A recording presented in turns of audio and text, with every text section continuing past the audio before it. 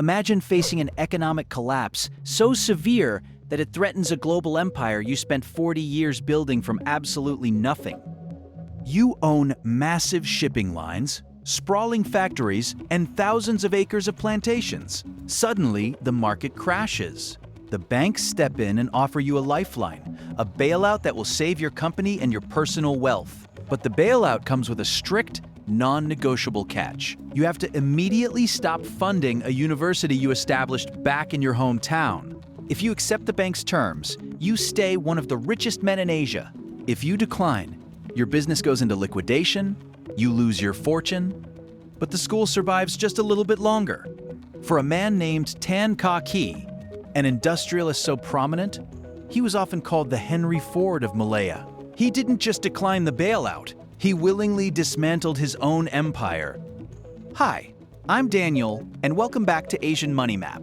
We spend a lot of time on this channel looking at how tycoons build their wealth, dissecting their strategies, their investments, and their market moves. But today, we are doing something a bit different. We are looking at a historical case study of a massive wealth liquidation.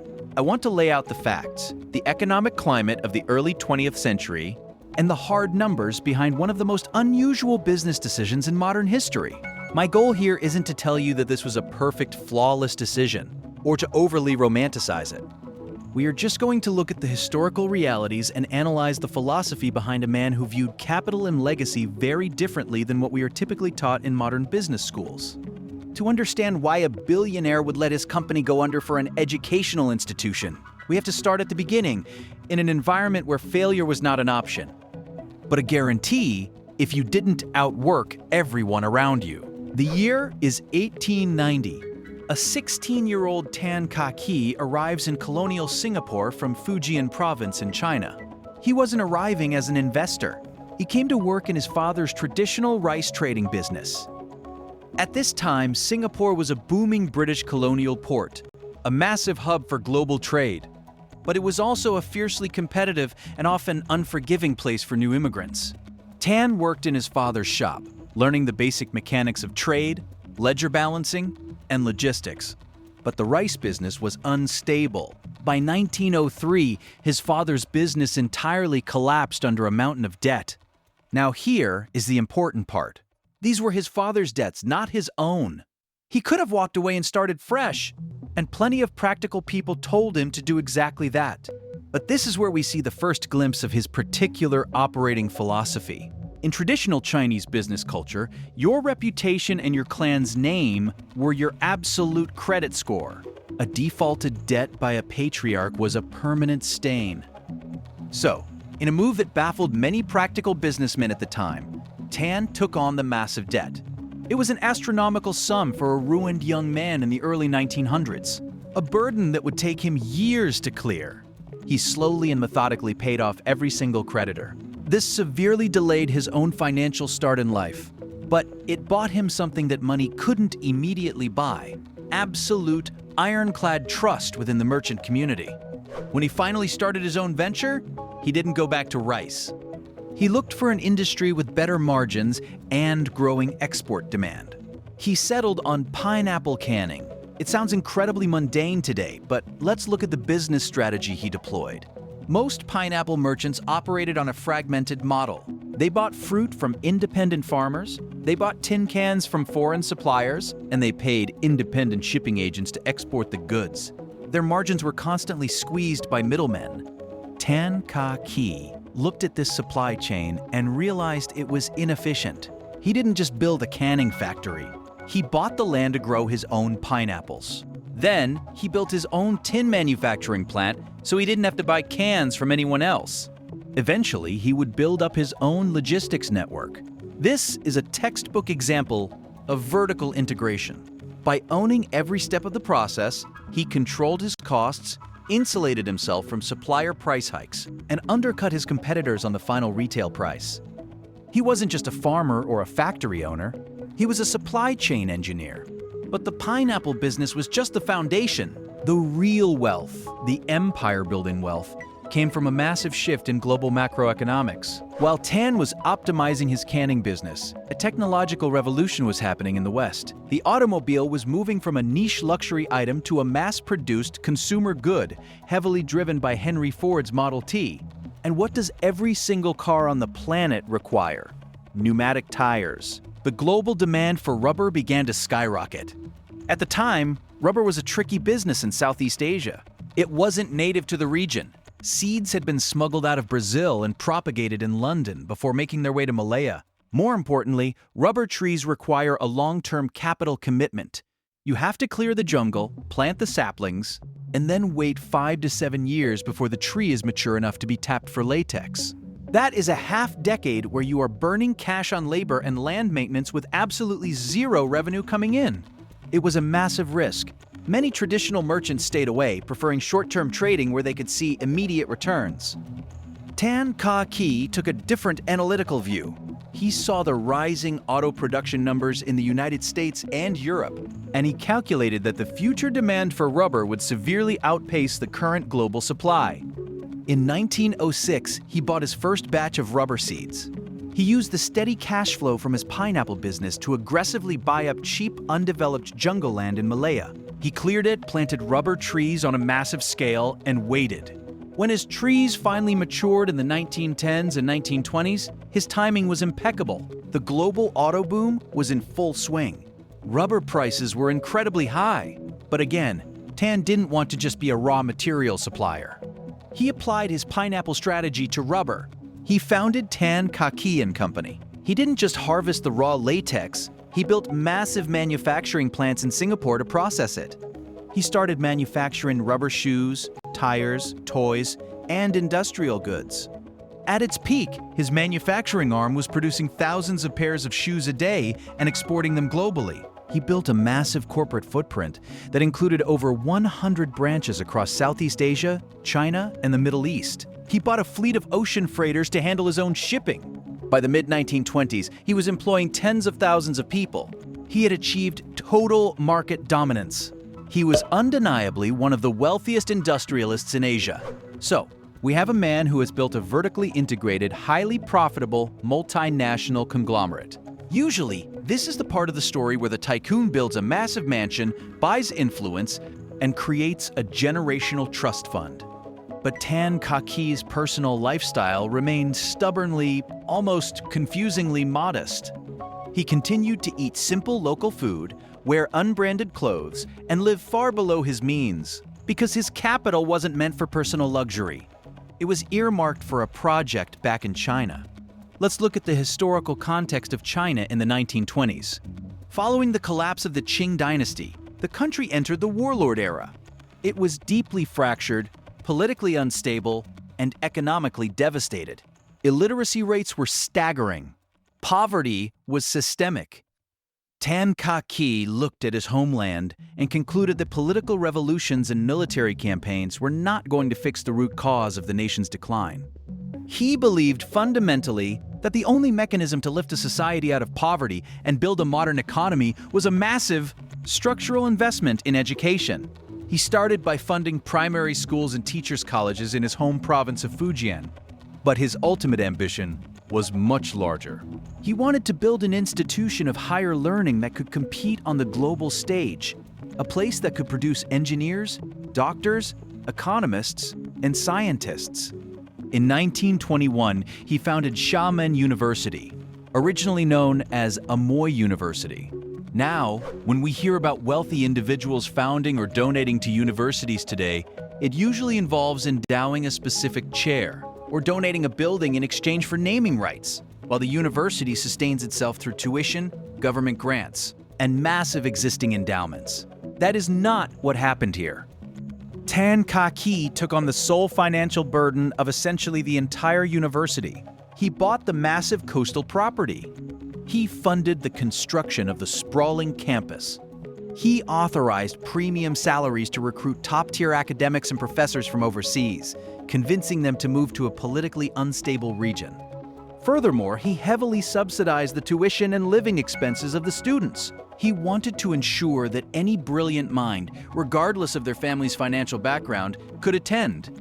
For the better part of a decade, the massive, churning profits from his rubber factories and shipping lines in Singapore were being directly funneled across the South China Sea to keep Xiamen University running.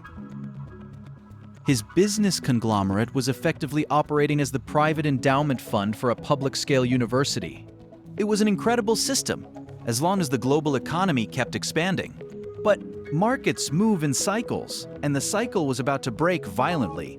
In October 1929, the United States stock market crashed, triggering the Great Depression. The economic shockwaves were instantaneous and global. The American and European automobile industries ground to a near halt. Consumer spending evaporated. The global demand for rubber vanished almost overnight. The price of rubber, which had been the engine of Tan's wealth, plummeted from dollars per pound to just a few pennies. This is where we have to look objectively at the structure of Tan Kah Kee and Company. While it was a massive empire, it was also highly leveraged, running shipping lines, maintaining thousands of acres of plantations, and operating massive factories requires immense working capital. When revenue dropped off a cliff, his fixed costs remained astronomical. The company started bleeding cash heavily. The banks in Singapore, primarily British colonial banks, panicked. They saw the plummeting value of his collateral and the massive operational losses, and they moved in to protect their capital. They audited his books, and the glaring issue was immediately obvious: Xiamen University. The university was a massive financial black hole on his balance sheet.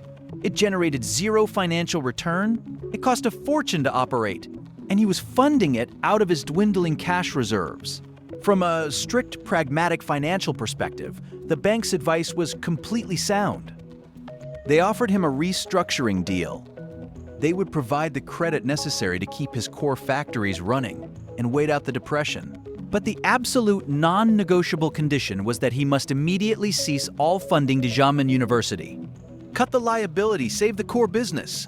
This brings us to the pivotal moment. It is the moment that defines how a person truly views the purpose of capital.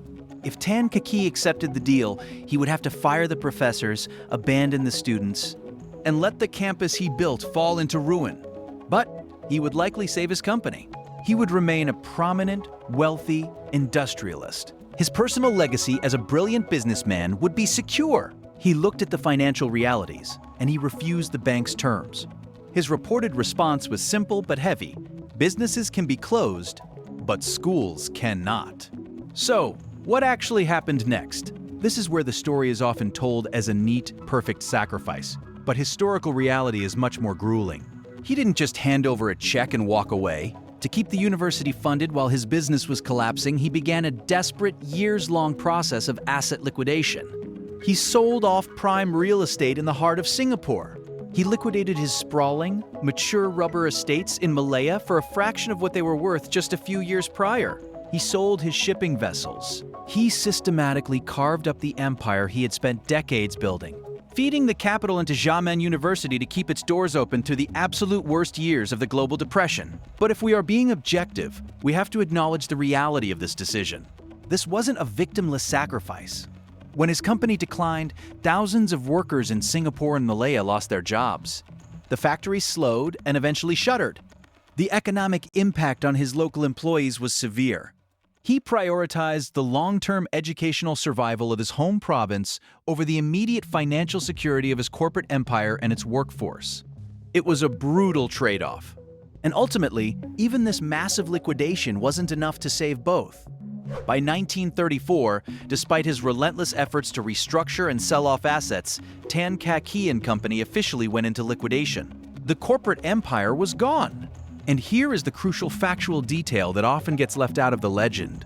Even after sacrificing his entire company, the financial demands of running a world-class university were too much for one man to bear indefinitely, especially a man who had just lost his fortune. By 1937, his personal funds were completely exhausted. The university was on the brink of closure once again. Facing the harsh reality that he could no longer sustain it, Tan Kah Kee made the ultimate founder's sacrifice. He gave up control. To ensure the school's survival, he officially handed Xiamen University over to the Chinese nationalist government, transforming it from a private institution into a national university. He didn't get to keep it as a private monument to his own wealth. He let it go so it could live.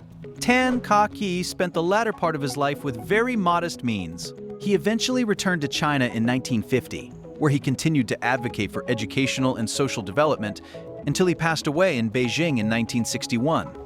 He left behind no massive corporate conglomerate. He didn't leave a sprawling family office managing a multi-billion-dollar trust fund.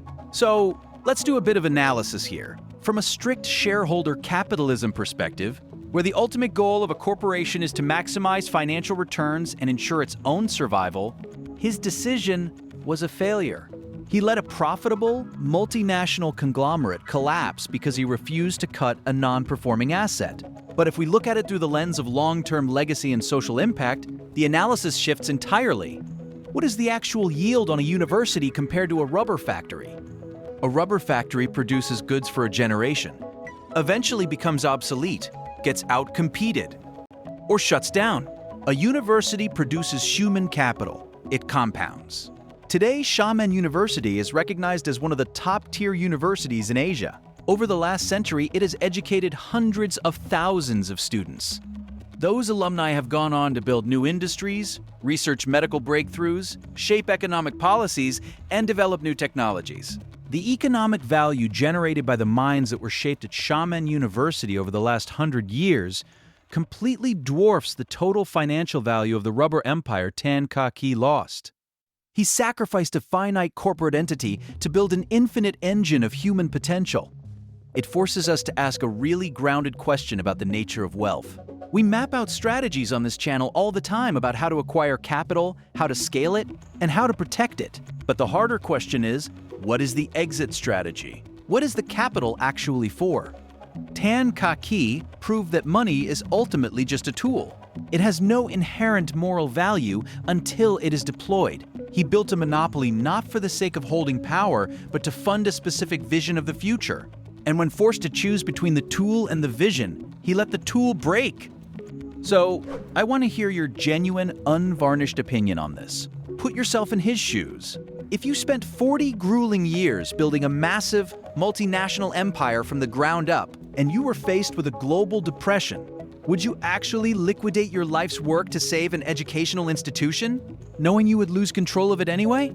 Or would you take the bank's deal, save your company, protect your employees, and try to rebuild your philanthropy later? There is no objectively right or wrong answer here. It's a matter of deeply personal philosophy. Drop your analysis in the comments below. I'm really curious to see how you guys weigh this trade-off. And if you want to keep exploring these deep dives into the historical strategies, the successes, and the complex decisions that have shaped wealth in Asia, make sure you hit that subscribe button. We analyze these case studies regularly, and you don't want to miss the next one. Thanks for watching, and remember to always look at the map before you make your move.